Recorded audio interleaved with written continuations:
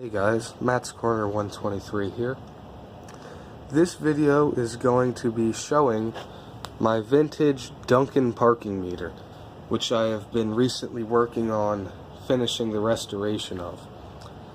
This is actually a very interesting piece. Unlike the common Model 60, which a lot of people restore, this is actually the Model 70. And you can see that if you look down at this big vault on the bottom of it. The Model 60 kind of has a little triangle shaped base which ends at the pole. However, this meter has a very large bank vault style door, which is very different than the Model 60. But aside from that, most other aspects of the meter are the same. One other interesting thing though is this meter is marketed as a VIP meter with higher security than the Model 60. For example, I believe the Model 60 was made out of mostly aluminum, and this top piece is about the same. You can see when I put this magnet on it, it doesn't really want to stick. But it immediately wants to jump down and stick to the vault, and that's because the vault is made out of thick cast iron on this model. Other than that, most other parts of the meter are the same.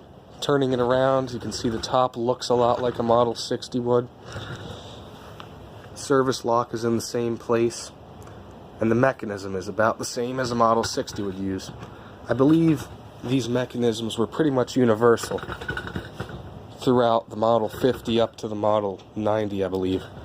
Not 100% sure. Let me open up the top and get you a good look at this clockwork mechanism. I've replaced the locks in this meter on both the vault and the rear. For the service lock, I just replaced it with a typical cam lock you can find at a hardware store. However, for the vault, I had to order a special lock which uses this special key, which cost a little bit of money, but it was worth it in my opinion. So by putting the service key in the back, you can unlock the dome, and that allows you to lift out this timer mechanism here. Then you can close the dome and lock it back up if you so desire.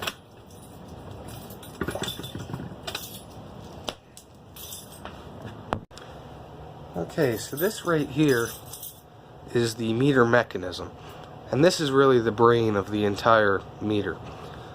And what this is a spring-wound clock. It's really just a basic timer. When you put coins in through the coin slot here, let me actually turn on the light so you get a better look.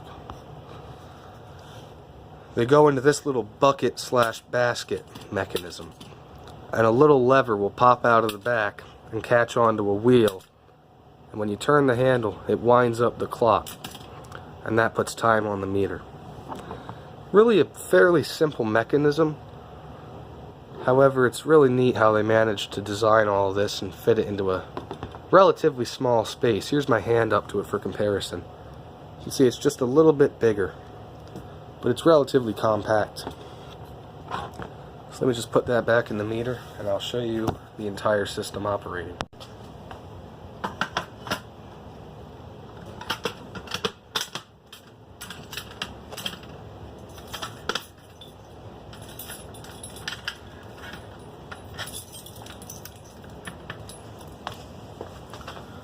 Okay, so now that I've reinstalled the mechanism, let me show you a close-up of the little instruction plate on here that you would see through the dome.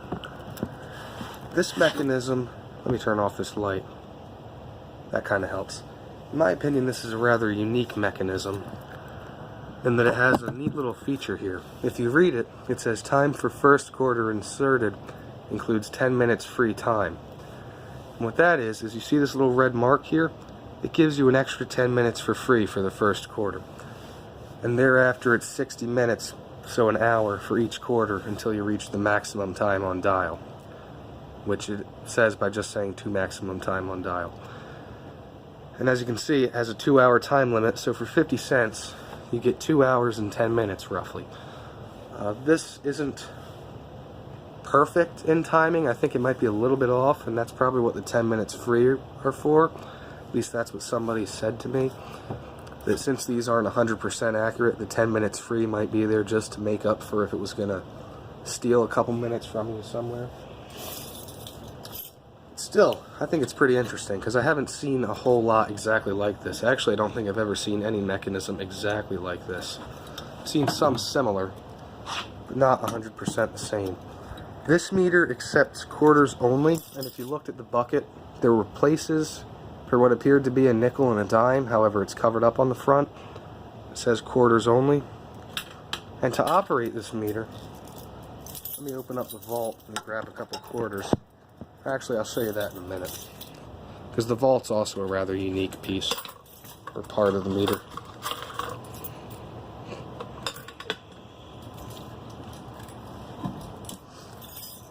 To operate this, you put a coin, in this case a quarter, in the correct slot. First, nothing happens. This isn't like the modern day digital ones where the coin goes right to the coin box and the timer increments on its own. And it's also not like the old spring-wound automatic meters where you would put the coin in and it times on its own. You have to turn this handle and it ratchets. And what that does is it pops up this violation flag. Because what some people would do is they would put a coin in and only turn it halfway and try and play it off like they forgot to turn it or to make it look like the meter still had time on it. And this tells the parking enforcement officer to write the violator a ticket. But anyway, you turn it the rest of the way, you hear the coin drop into the coin box, and when you let go, the clock is wound and it starts timing. On this particular meter you can go up to 2 hours, so if I put a second quarter in,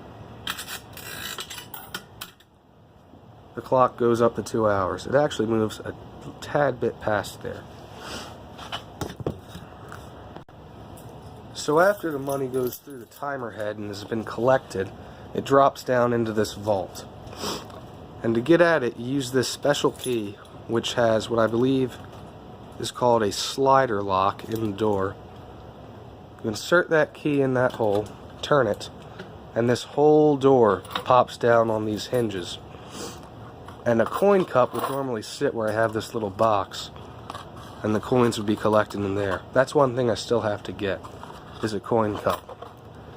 And the collection person would take that cup and empty it into a receptacle and put the empty cup back in the meter and just lock it up like this. And that's where the coins would go. So all in all, that's about it for this video. There's still a couple things that I've yet to do on this, such as get a coin cup for it. I also have to get an instruction plate or replica decal for the front, as well as, excuse me, sorry, some little decals that say police will not turn handle, referring to this piece. And the one final decal is a little circle that goes on the back of the vault that would either say drive carefully, save a life, or indicate the time limit. That's about it, and I hope you enjoyed this video. As always, thank you for watching and have a great day.